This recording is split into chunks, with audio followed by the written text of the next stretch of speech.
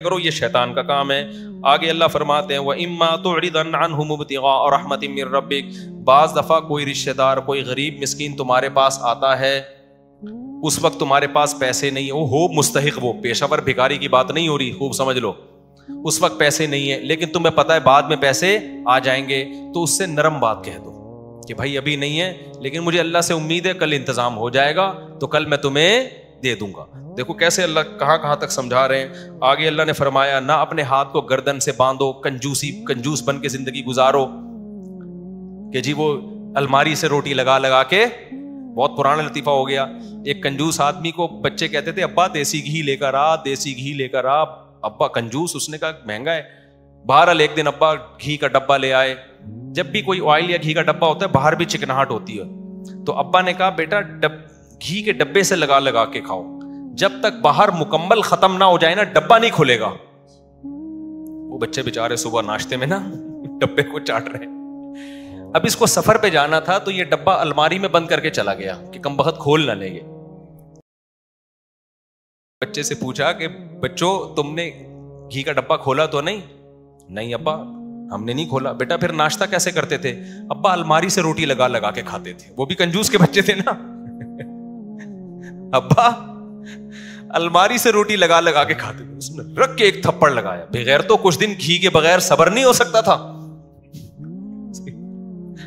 یہ کیا ہے؟ ہاتھ گلے سے باندھ لینا۔ لا تجعل یدک مغلولۃ الی عنقک، اپنے ہاتھوں کو گردن سے مت باندھ، دیا اللہ نے اڑاؤ یار، خرچ کرو، لیکن ولا تبسطھا کل البسط، ایسے ہاتھ بھی نہ پھیلا دو، ایسا نہ ہو کہ اپنی چادر سے زیادہ پاؤں پھیلانا شروع کر دیے، جیسے شادیوں میں لوگ اڑا رہے ہوتے ہیں نا، ایک ولیمے میں ایسا پیسہ اڑایا، پھر مجھے آ کے کہہ رہے ہوتے ہیں آپ دوسری شادی کی بات کرتے ہو، خرچہ ایک میں اتنا ہو جاتا ہے۔ بھائی تم نے جس اسٹائل میں ولیمہ کیا اس میں تھوڑی، اس میں تو ایک بھی نہیں ہوتی، جو جس طرح کے خرچے کر رہے ہو ایسے اڑا رہے ہوتے ہیں ذرا سی تقریبات پر، اس کے بعد کچھ ہے ہی نہیں۔ اچھا یہ خوب سمجھ لو، ہر آدمی اپنی حیثیت کے مطابق خرچ کرے گا۔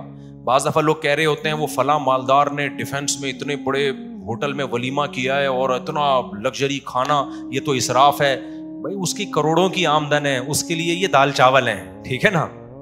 تو یہ جو اسراف کی ڈیفینیشن ہے نا، یہ ہر ایک کے حق میں مختلف ہے۔ جن کو زیادہ دیا ان کے لیے یہ کچھ بھی نہیں ہے، جن کو کم دیا ان کے لیے تو 2 دیگیں بھی ہو سکتا ہے بہتوں۔ تو اسراف میں کبھی کسی کو دیکھ کے کہ اتنا زبردست اس نے انتظام کیسے کر لیا، تو وہ اس پہ آپ نہیں حکم لگا سکتے۔ اس کی ہر آدمی اپنی آمدن کے حساب سے خرچ کرتا ہے اور کرنا بھی چاہیے۔ ایک کروڑ پتی آدمی اگر دال چاول کھلائے گا تو یہ کنجوسی ہے، اور ایک غریب آدمی جس کے پاس دال چاول کے پیسے بھی نہیں ہیں وہ دال چاول بھی کھلائے گا تو یہ کیا ہے؟ اسراف ہے۔ تو اسراف کی ڈیفینیشن ہر ایک کو دیکھ کر مختلف ہوتی ہے۔ جلدی سے مکمل کر لوں۔ آگے اللہ نے فرمایا وَلَا تَقْتُلُوا أَوْلَادَكُمْ خَشْيَةَ إِمْلَاقٍ، غربت کے خوف سے اپنے بچوں کو قتل مت کرو۔ نَحْنُ نَرْزُقُهُمْ وَإِيَّاكُمْ، ہم ان کو بھی روزی دیں گے اور تم کو بھی دیں گے۔ علماء نے اس آیت کے تحت لکھا ہے کہ حمل گرا دینا یہ بھی حرام ہے اسی آیت کی روشنی میں، اس خوف سے کہ میں خرچے کہاں سے پورے کروں گا۔ آج بہت سے لوگوں کی کال آ رہی ہوتی ہیں، بھائی مجھ صاحب میرے 2 بچے ہیں، ایکچولی ان کے خرچے پورے نہیں ہو رہے، ایکچولی یہ ہو رہا ہے، ابھی پھر پریگننسی ہو گئی، صاحب اس مہنگائی کے دور میں۔ بھائی اللہ کہہ رہا ہے کہ نہیں اجازت آپ کو، رزق کس کے ذمے ہے؟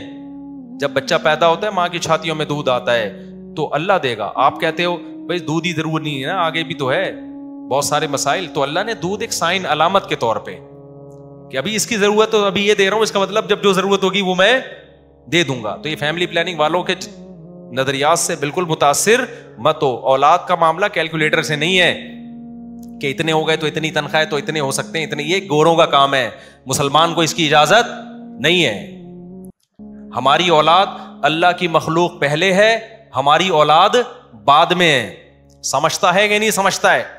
آگے اللہ فرماتے ہیں وَلَا تَقْرَبُوا الزِّنَا، زنا کے قریب بھی مت پھٹکو۔ دیکھو جتنے بھی احکام اللہ نے بتائے نا، اس میں کسی میں یہ نہیں کہا کہ اس جرم کے قریب بھی مت جاؤ، واحد ایک زنا ہے جس کے بارے میں کہا اس کے قریب بھی مت جاؤ، کیونکہ جو قریب جاتا ہے وہ زنا کر لیتا ہے۔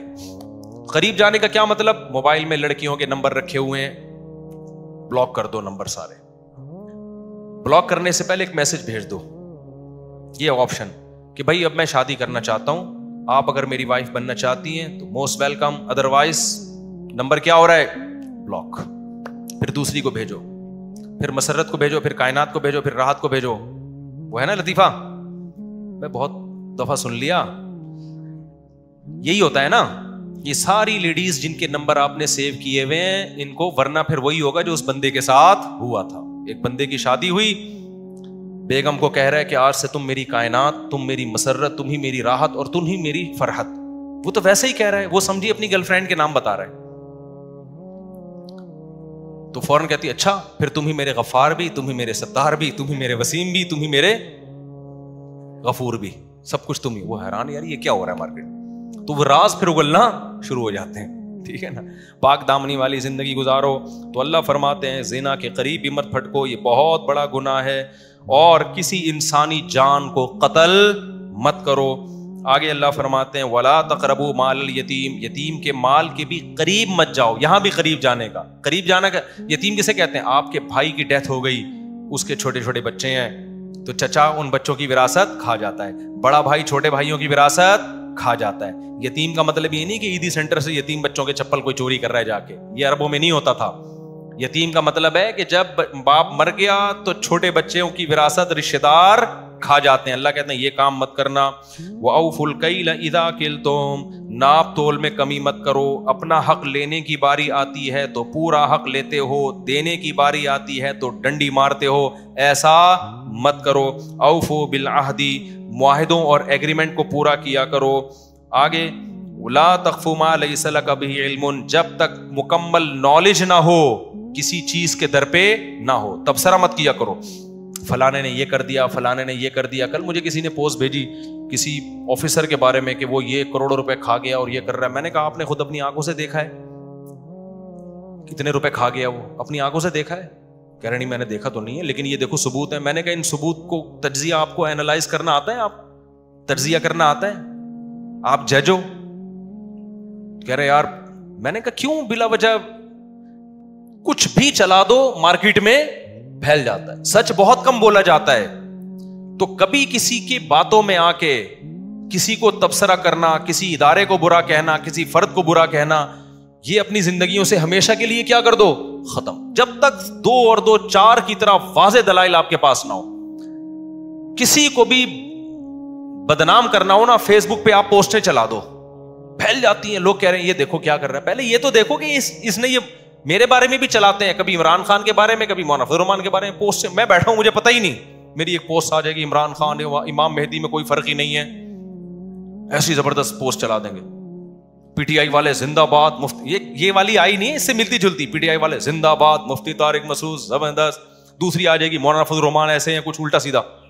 جیوا والا ابے اس کی ایسی کی تیسی, ابے اس کی ہے.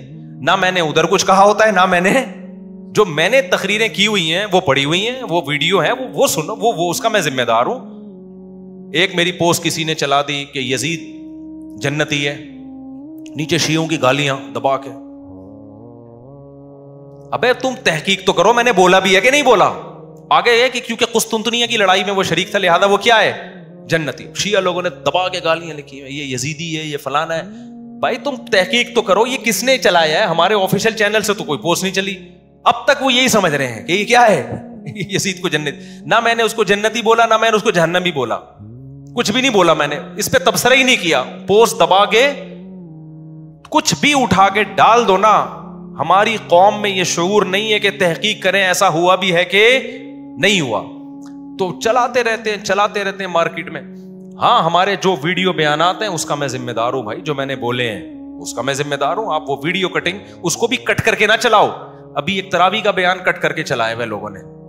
تراویح کے بارے میں یہ کہہ رہا ہوں کہ نبی صلی اللہ علیہ وسلم سے کوئی تعداد ثابت نہیں ہے. ادھر ٹک یہاں روک دیا. اور اتنی بات کہ بھائی اگر صرف حدیثی کو دیکھنا ہے تو پھر تو غامدی صاحب صحیح کہہ رہے ہیں, یہاں کٹ کیا.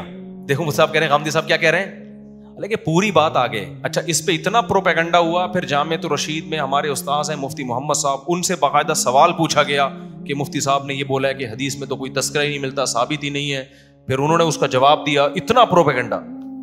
حدیث میں تبصرہ نہیں ملنے کا مطلب یہ ہے کہ سند کے لحاظ سے کوئی صحیح حدیث ہمارے پاس موجود نہیں ہے کہ جو نبی نے 3 دن تراویح پڑھی تھی کتنی رکعتیں تھیں، لیکن حضرت عمر کا عمل بتاتا ہے کہ نبی نے 20 پڑھی ہوں گی. تو نبی سے ثابت ہونے کے لیے 2 طریقے ہوتے ہیں. ایک ہے تواتر، صحابہ کا عمل وہ خود بتاتا ہے کہ نبی نے کیا کیا ہے. ایک ہے حدثنا فلان کے ساتھ کوئی سند.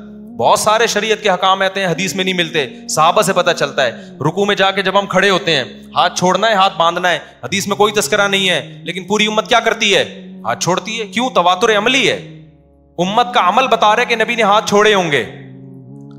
ہم یہ جو عورتیں ہیں صفا مروہ میں دوڑتی نہیں ہیں، چلتی ہیں. نبی سے تو کچھ بھی ثابت نہیں ہے، نہ حضرت عائشہ سے ثابت ہے کہ دوڑنے کا حکم دیا یا چلنے کا حکم دیا. پوری امت کر رہی ہے تو ہم فرض کر لیتے ہیں کہ صحابہ نے بھی، صحابیات نے کیا کیا ہوگا؟ وہ بھی چلی ہوں گی اور نبی نے چلنے کا حکم دیا ہوگا. صراحتاً نہیں ہے لیکن یہ بھی نبی ہی سے ثابت ہے. اور بہت سارے احکام ہیں. تو جو ہر مسئلے پر حدیث مانگتا ہے نا وہ خود علم سے کورا ہے. اس کا مطلب اس کے پاس نالج نہیں ہے. حدیث صراحتاً ہوتی ہے یا دلالتاً ہوتی ہے؟ اس کو دلالتاً کہتے ہیں. جیسے امام مالک بہت سے مسائل پوچھا گیا کہ اس کی آپ کے پاس کیا دلیل ہے، انہوں نے کہا اہل مدینہ ایسے کر رہے ہیں. کیا مطلب؟ جب مدینہ والے کر رہے ہیں تو نبی نے کیا ہوگا. تو نبی کا عمل براہ راست نہیں پہنچا لیکن دلالتاً پہنچا ہے.